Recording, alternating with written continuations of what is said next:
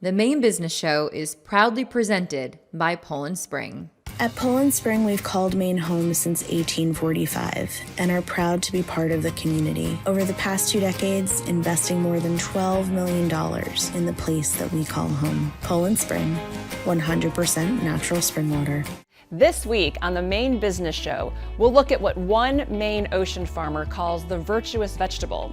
We'll find out why Len Libby Candies is so successful. We'll learn about a place called Vinegar Hill and why performers love it. And we'll talk with a Maine banker who's all about community and public service. All next on the Maine Business Show, coming right up.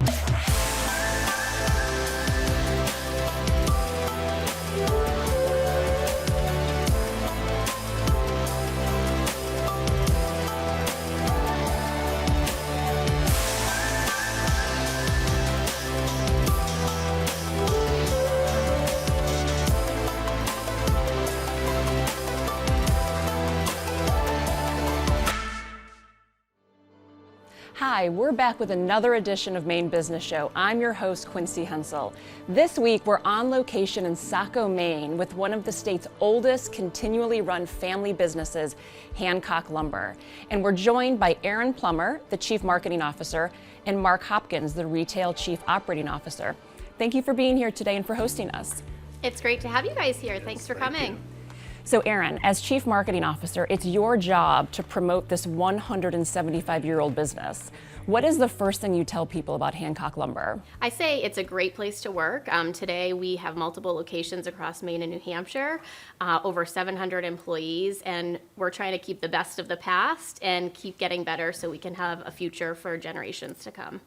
Mark, Kevin Hancock, the managing owner and chairman of Hancock Lumber, has a really interesting philosophy as to how he runs his company, and that is everyone leads. Can you talk a little bit about how that works here? Absolutely. Everyone Leads is about all employees using their voice to help make Hancock Lumber a great place to work. It could be supporting a coworker, it could be sharing a great idea to make the work experience better or more efficient, or many other ways for continuous improvement. So Aaron, a lot has changed here at Hancock Lumber since it started in 1848. Can you talk a little bit about what has changed and what you see for the future? Yeah, I think growth for Hancock Lumber has always meant and will continue to mean strategic growth. And so at one point years ago, there was this saying, always changing to remain the same. So looking ahead to say, how can we continue to grow in strategic ways that still honor who we are and the essence of who we are, and then keep thinking about how can we get better every day and spread the word about, who we are. So we are sitting in this really beautiful showroom at Hancock Lumber. Mark, can you talk a little bit about what happens here? Absolutely. We want to create a great customer experience for everyone that comes in or shops with us. We work with builders, architects, homeowners, anybody doing a project, and we want to help design a space that fits their needs and vision and collaborate to bring their project to life. Thank you so much for hosting us. It's great to be here at Hancock Lumber, a company that's been around in Maine for 175 years, and I know it'll be here for 175 more. We hope Great. so. Yes, thank you. When people think of Maine products, lumber and forest products certainly come to mind. But there's a new consumer product that's emerging from our oceans, kelp. Leading that charge is Atlantic Sea Farms. And joining us today is their Director of Sales, Zoe Croft. Thanks for being here. Hi, thanks for having me. So seaweed and kelp, which is a type of seaweed, has been used in products like cosmetics and fertilizers for decades. But you've really started this booming consumer market. Can you talk a little bit about what that looks like? Yeah, I mean, now more than ever, we need food that positively impacts our planet, and kelp is one of those things. 98% of the seaweed we eat here in the United States is all imported, dried, rehydrated, and dyed with the same dyes as Mountain Dew. And what we're trying to make is a fresh, domestic, healthy alternative grown right here in the Gulf of Maine. So Atlantic Sea Farms refers to kelp as the virtuous vegetable. Can you talk about why it's virtuous? Kelp has so many amazing qualities. It's good for the health of our oceans. It captures carbon and nitrogen as it grows. It's great for our coastal communities, offering supplemental income for fishing families who grow it. And then it's great for the health of the consumer. It's a multivitamin of the sea, and you can get a lot of vitamins and minerals that are hard to find in land-based veggies. Can you talk a little bit about how Atlantic Sea Farms works with local fishermen?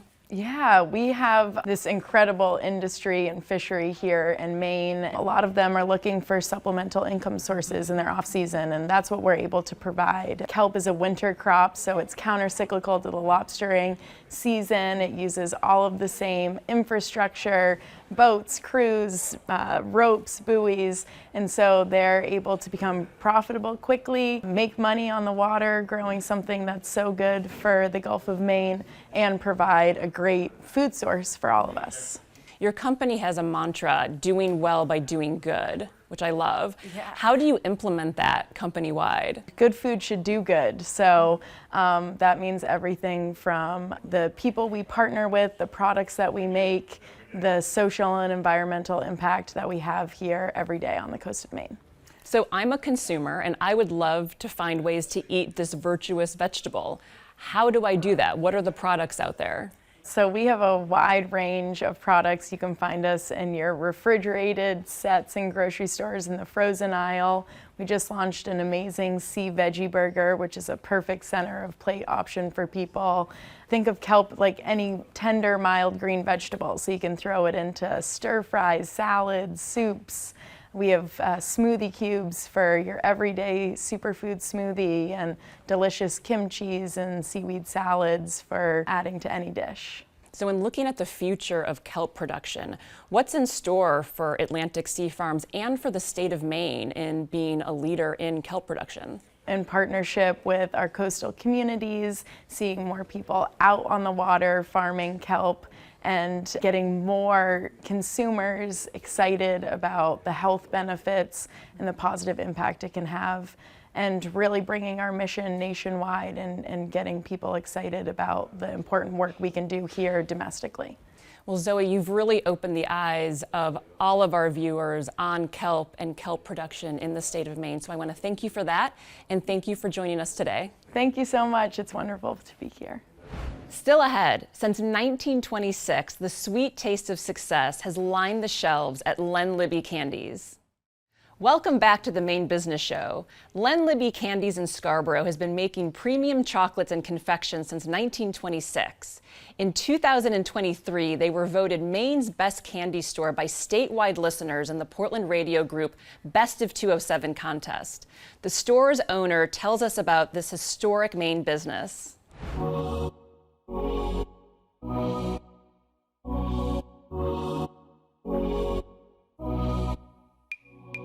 We are Len Libby Candies in Scarborough, Maine, right on US Route 1, and we are a fourth-generation candy shop, hand-making our candies here in southern Maine. Len Libby started the shop in 1926, and he ran the shop for several years, and then in the 40s, my wife's grandfather, Dr. Heeman, bought the shop and ended up handing it down to his son Fern, who was my wife's dad. And when Fern passed, Maureen took over completely. We ended up taking over maybe a little more than 10 years ago and have been running it since. When my daughters are in town, they help out as much as possible, and they are the fourth generation that is proudly making candy for southern Maine.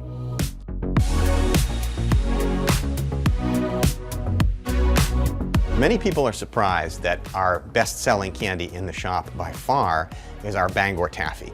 It's a very buttery, rich caramel flavor, and it is made with real vanilla. We're using the same recipes the way Len Libby himself did 100 years ago. So when people come in here, they're getting the freshest ingredients and the recipes the way they were made by the old candy masters. It's a lot of fun. There's a lot of labor that goes into it, but it really is a labor of love for us, thinking of the generations that have been before us, sort of make it special. We also like to know that we're making a terrific product that people will come into our shop and enjoy.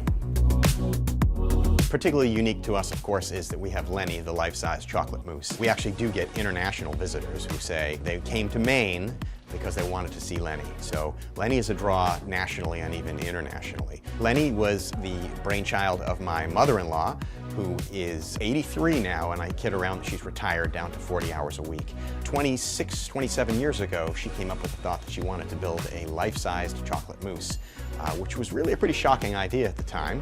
And my late father-in-law was shocked when he got the bill, but in any event, it was a very worthwhile gamble by my mother-in-law, very wise, because it definitely has been a tourist attraction and has generated a lot of business. But my mother-in-law hired an artist from the Maine College of Art to come in with some of his students, and it took them several weeks to fully construct the frame and get the chocolate squared away, and so it was quite a construction. So of course, when you're in our shop, whether it's in the summer or the fall or whatever, you're going to see a life-size chocolate mousse. We sort of market ourselves as a guaranteed mousse sighting here in Maine. So we're hoping that folks who are on US Route 1 in Scarborough will stop by and see Lenny. One of the most intimate and eclectic performing arts venues in our state is a place called Vinegar Hill Music Theater in Arundel. It's a converted barn that sits on a hill, once covered in an accidental batch of apple cider vinegar, but it attracts performers such as Thelma Houston, Juice Newton, Paula Cole, Livingston Taylor, and Ricky Lee Jones. Jeff Beam, the general manager of Vinegar Hill, joins us. Jeff, thanks for being here. Yeah, thanks for having me. Great to be here. So give me a brief overview of the history of Vinegar Hill. Yeah, so Vinegar Hill, it's a community music venue in Arundel, and we have some of the best local, regional, and national artists that come through New England. And it started as a venue in the late 90s. A woman named Adrienne Grant started it. It was called the Arundel Barn Playhouse, and it was mostly theater. And in 2015, she sold it to a local businessman named Tim Harrington, and he renovated the heck out of the place and rebranded as Vinegar Hill Music Theater.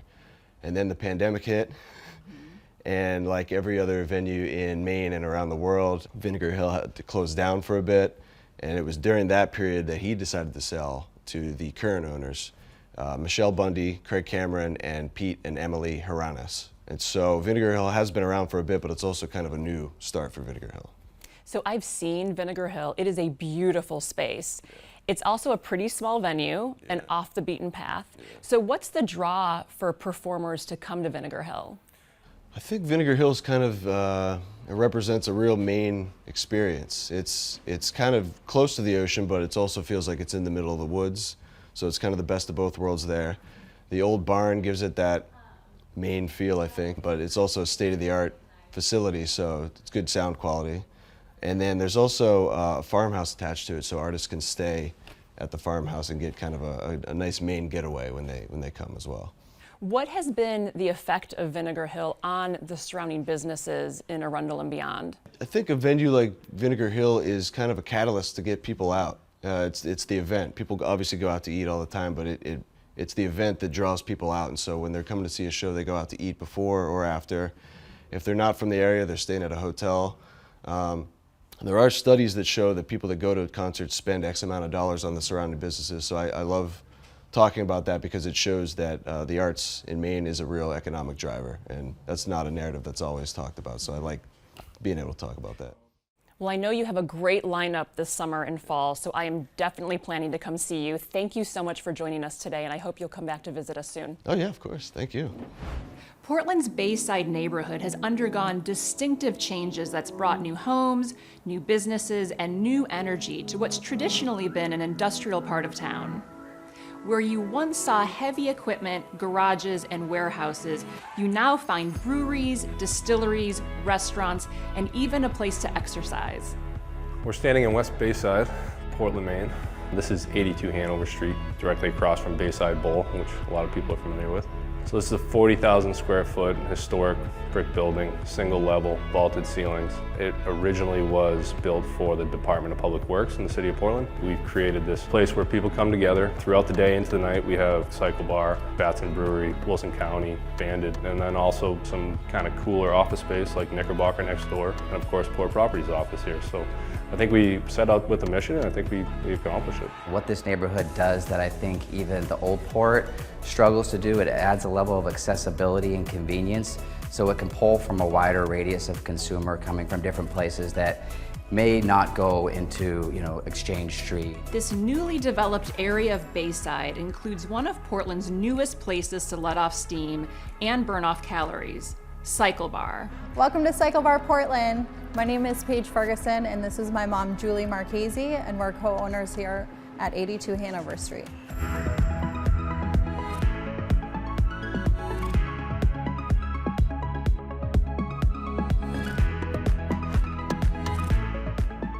Right next door is Batson River Brewing and Distilling, a business that's bringing plenty of people to see what Bayside has to offer. I'm Dan, I'm the head brewer at Batson River Brewing and Distilling. Right now we're in our Portland location, which is 104. We also have locations in Wells, Kennebunk, and Biddeford. We have some recipes that we source ingredients from local farmers and local hop growers to really kind of tie together the real sense of being in Maine. That's also true for the spirits. The botanicals that we have in our gin, for instance, are locally sourced. There's also a project in the planning stages that could develop over 800 new apartments in Bayside, including 200 that would qualify as affordable housing. If you've ever grabbed a bite to eat at Pacifico in Saco, or dined at Portland Pie in the Pepperell Mill Complex in Biddeford, or sat at the bar up the street in the Lincoln Hotel, then you've taken a walk through history. The historic mill buildings in Biddeford and Saco were once home to sprawling textile mills, sawmills, and even an iron foundry. As we learn from the Maine Memory Network, for many 18th, 19th, and 20th century industries, the magnet for all this manufacturing was the river. The mighty Saco River bisects Saco and Biddeford, and it was the power of rivers like it all across Maine that attracted factories to produce goods that the nation needed. Miles of fabric was pulled from acres of looms that spread across factory floors, initially employing mostly young farm girls from around New England.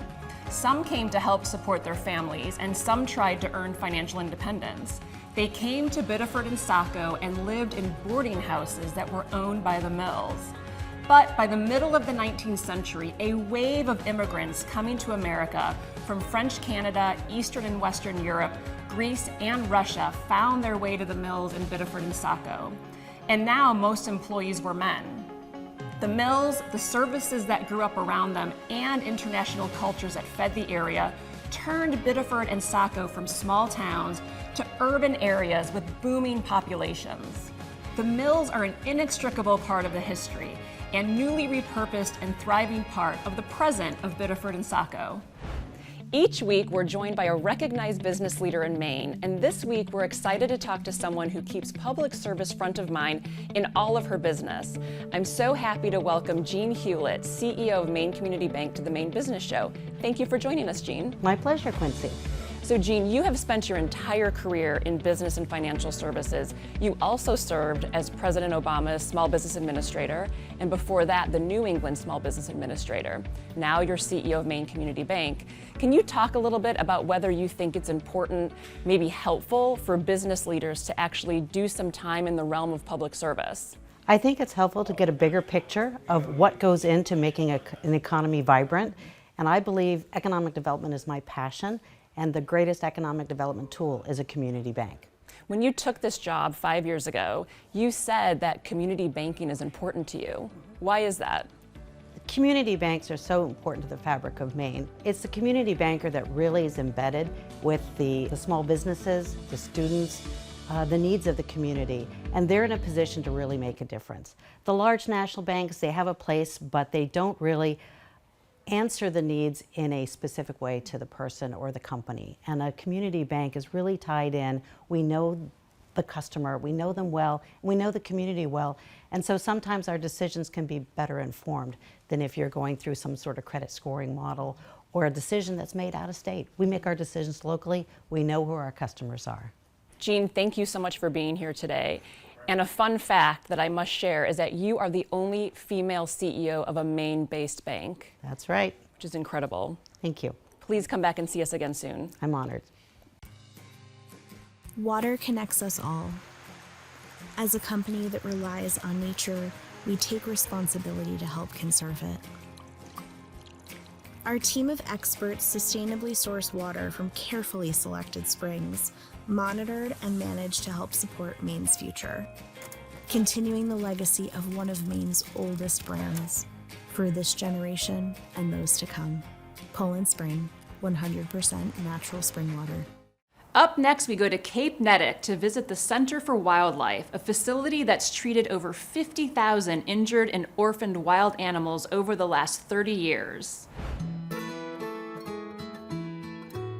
This is a place that does something every day in so many different ways to connect people to wildlife and nature, and also help get animals back into the wild.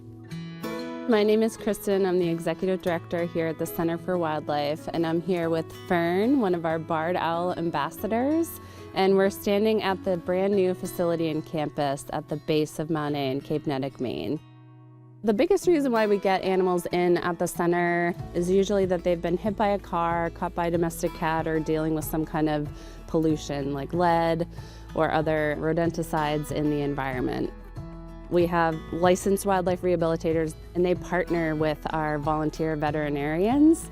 And so we can treat and give the full suite of medical care that wildlife would need to get released back to the wild.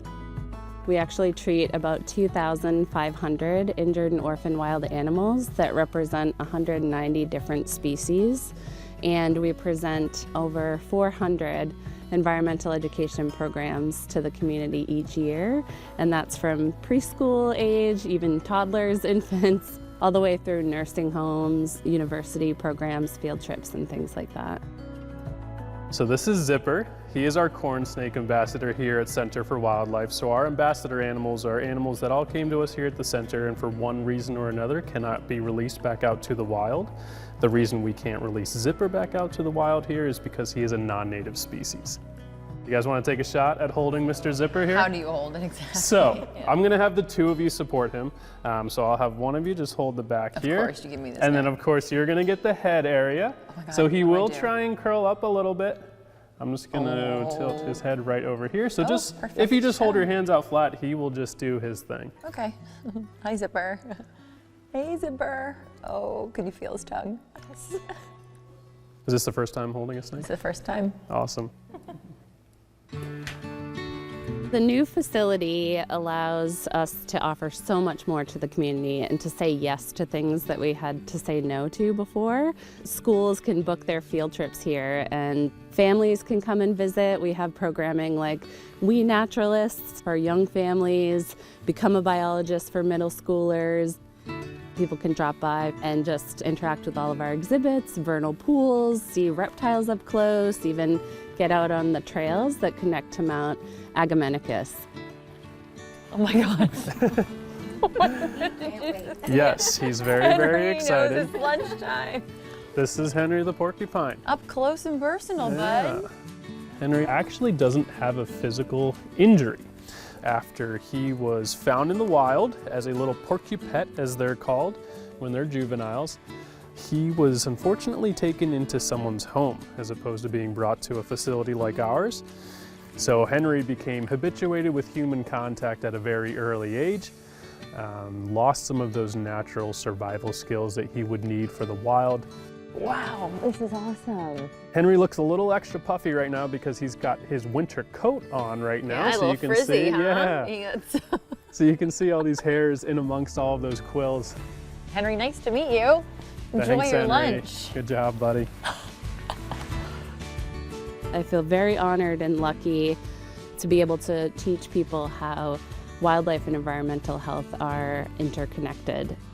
Of course, we drink the same water, we breathe the same air, we're eating the same fish on the seacoast, and so wildlife really are a barometer for our own health as well. So we're really proud of the work that we do in the clinic, not just getting animals back to the wild, but also tuning into what's going on in the environment.